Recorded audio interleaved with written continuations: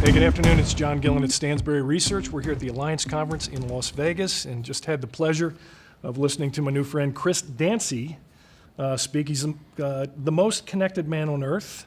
700 sensors, devices, apps, and services that optimize his life. He's into the future of computing, and I certainly learned a lot because I am not. He's been featured on Showtime, Netflix, the cover of Business Week. Yes. Something else that's never going to happen to me. And what I loved is 3 TED Talks about you. Yes. About you. Yes. Though you've given one as well. So you came up with storing life's data on your calendar. So talk about that, man. How'd you get there? So, it was just really simple. I mean, when we go to the internet nowadays, it keeps a history. Like there's web history, and, browsers allow us to clear this. But this just dawned on me in 2007, like, why don't I even know my own history? And if we had access to what our computers and our phones knew about us, maybe we could do something for ourselves that these other companies are doing for us now. You mentioned one of the habits you had was how many Diet Cokes a day? 41 to 46, depending on the day. That's a lot of Diet Coke. That's just extraordinary. What are you down to now? I'd be lying if I said none, but yeah, I maybe drink 3 a day. Right. Okay. I love them. Although I switched to Coke Zero, different sugar. It's the discipline. Yeah, it's the discipline. I got it. So we had talked earlier. You're brutally honest with yourself. Yeah. And would you encourage everyone to get a grip No. and do that? No, I think the hardest thing about kind of self-honesty through numbers or anything else, it's, the most intimate relationship you have is with your accountant and with your physician. I just decided to have something as intimate with myself. And it wasn't easy, and some days I don't want to look. Like if I don't sleep well, I don't look at the number because I don't want to know. I don't want to be biased all day long that maybe I'm allowed to be grouchy.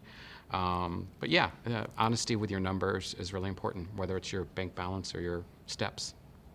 Well, I'm learning something as we go, and I thank you. Now, you did mention, and I watched Google Glass. Yeah. In malls and just checking out life around you. And yeah, so basically, were you the only one? Yeah, I was the only one using Google Glass where I lived at the time. But yeah, I created a little program that basically was linked to my credit card. So as I spent too much money, Google Glass would send me messages in front of my vision telling me to slow up on my spending. And then if I ignored those messages and kept spending, it would shut my credit card down. So again, I was always looking for ways to take the behavior and map it back to something I desired. So is there some behavior I don't value, and what is the behavior that I value, and how can I use technology to solve that?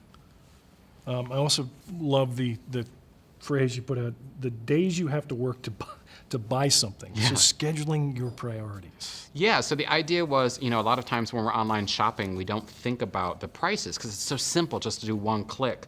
So there's a great little plugin I like called Time Well Spent. And anytime you shop online, it changes the prices into how many days you have to work to get those things. So instead of something being $200, it's a day and a half. And it profoundly changes the way you think about your time, especially when you, like me, you probably still have a decade to work. Oh, gosh, I got the over. Present company here. You mentioned 3 big trends. Can you talk about those? Yeah, so I think the first big trend, and I see a lot of people missing these. The first big one is people not realizing that the age of the screen is done. All right, we don't have smartphones in front of us full time in 10 years. And we're not really investing in technologies that are after the screen. So I think that's the first one we need to focus on. The second one really is this idea that because once we lose the screen, we don't download apps anymore, we download habits. And what does a habit look like when you download it? And how do you experience that in your life and in your car and in your workplace? And the third one was, what does it mean to live in a life where all your relationships are software defined? And I say that, and I think that's the most provocative one, because everyone from Amazon to Facebook, from Twitter to some of the largest healthcare companies in the world are starting to define relationships by healthcare. Today, parents geofence their children to see where they're playing. My father used to make me, he'd whistle, like I couldn't be further away than the whistle.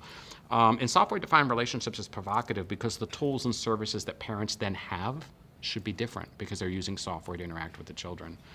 It sounds dystopian, but those are, I think, if you're a true investor over the next 10 years, you have to look at those 3 trends.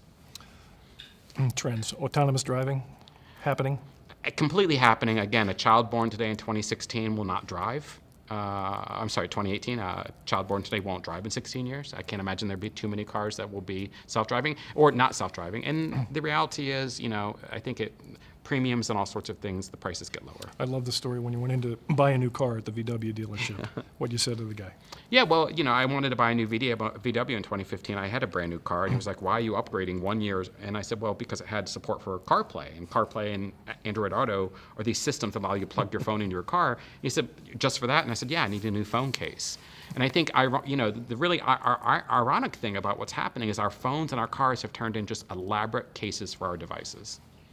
And certainly that trend is not going to change. No, sir. One lesson for our listeners? I think, especially for your listeners, I had 3 main points that I like to share with people. The first one was you don't get better by taking steps, you get better by counting them. I'm sorry, you don't get better by counting steps, you get better by taking them. And I think that's so important. So often we just keep track of what we're doing and we think that's enough. The second one was more along the lines of our time. Everyone's super busy nowadays, and I think you need to make time for your values. So what I tell people is don't spend so much time valuing your schedule, but scheduling your values. And the last one's more from one of my favorite mathematicians, and it's simply, we don't know how to measure what we care about, so we care about what we measure. And I think it's just one of those wonderful things that we need so much to talk about, because in an age where everything's clicks, likes, and views, it's time to talk about, do we actually care about that? It's fantastic. Thank you very much. Thank you, Enough sir. said. You're the best. Appreciate it. Thank you so much. Thanks, guys. If you're enjoying these videos, don't forget to press the like button. Comment down below. And if you're new here, please don't forget to subscribe. And remember to click that bell to be sure you don't miss out on our newest updates. And thanks a lot.